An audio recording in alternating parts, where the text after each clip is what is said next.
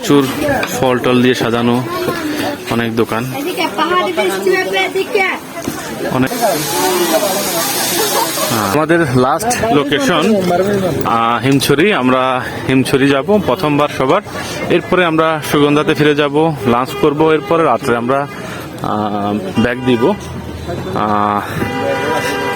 হিমছড়িতে প্রথমবার। এখানে একটি ঝর্ণা আছে আর পাহাড় থেকে সমুদ্রের ভিউটা নাকি অনেক সুন্দর আসে।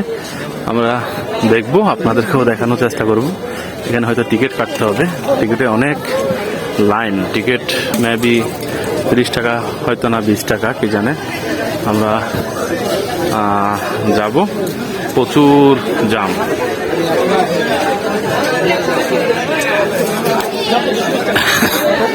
প্রচুর প্রচুর প্রচুর মানুষ টিকিট সংগ্রহ করে এরপরে ভিতরের দৃশ্য আপনাদেরকে দেখাচ্ছি। আমরা টিকিট কেটে ফেলেছি, একজন 35 টাকা করে, 5 জন 175 টাকা নিল।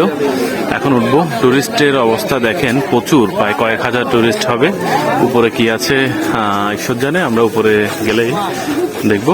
যাই হোক, আমরা উঠি। আমরা 5 জন, 35 টাকা করে 175 টাকার টিকিট কেটেছি। চলো নিশান। আমরা একবারে হিমছড়ির উপরে আছি। এখান থেকে সাগর সুন্দর দেখা যায়, পাশাপাশি এখানে লেখা আছে আমরা এখন হিমছড়িতে।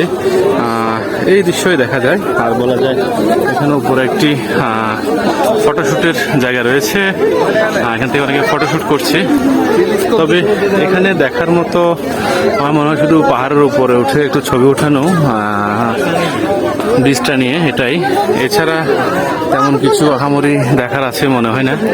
তবুও যেহেতু আসি নাই, আসলাম 30 টাকা দিয়ে পাহাড় বেয়ে উঠে আমরা যে বিচের যে সৌন্দর্য তা দেখবো। এটাই। এখানে তো যে ছবি উঠানো হচ্ছে, আমরা এখন হিমছড়িতে। এখানে তো আমাদের ছবি তোলার কোনো সুযোগই নেই। আমরা উপরে কি উঠতে পারি?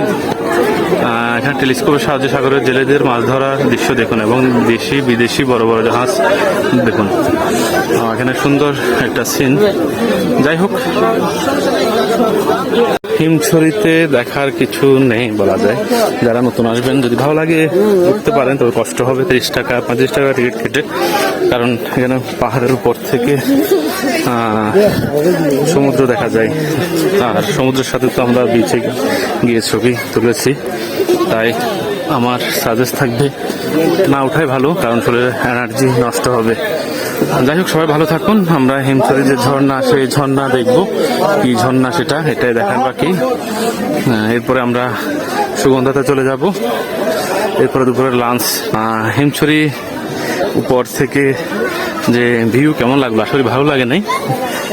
যদি ভালো লাগে আপনাদের অবশ্যই আসবেন, যদি ভালো না লাগে আসার দরকার নেই। আমার মনে হয় এতটুকু ওঠাটা ব্যর্থ। আমরা হিমছড়ির যে ঝর্ণা, সেই ঝর্ণায় যাচ্ছি। এখানে ঝর্ণায় যেতে কিন্তু অনেক দোকান রয়েছে, নানান ধরনের জিনিস এখানে বিক্রি হয়। হিমছড়ি যে ঝর্ণার কাছে চলে আসছি। এখানে ঝর্ণাটা দেখতে কেমন তা অবশ্যই দেখাবো আপনাদেরকে। হিমছড়ির ঝর্ণা অনেকে বলেছে এটা প্রাকৃতিক না, এটা হয়তো তৈরি করা। তাহলে তো মজাই থাকলো না। ঝর্ণা, এই ঝর্ণা ন্যাচারাল না, এটা হয়তো কোনোভাবে সিস্টেম করা, কারণ শীতে এত পানি থাকে না। একজন বলেছিল যে এটা তৈরি করা, সেটাই। ঝর্ণা হচ্ছে যে এটাই। মোটামুটি ছবি টবি তোলার জন্য, নিজেকে বুঝ দেওয়ার জন্য বলা যায় সুন্দর, যেমন খারাপ না। ঝর্ণা দেখা শেষ। কেমন লেগেছে অবশ্যই জানাবেন। তেমন একটা ভালো লাগেনি। তার কারণ হচ্ছে যে যেহেতু এটা মৃত ঝর্ণা বলা যায়, এটা মানুষের তৈরি।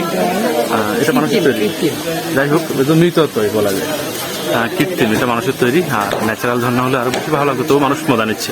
প্রচুর ফল টল দিয়ে সাজানো অনেক দোকান, অনেক দোকান, প্রচুর দোকান। নানান জিনিসপত্র ক্রয় করছে অনেকে, যারা অনেক দূর থেকে আসছে টুরিস্টরা।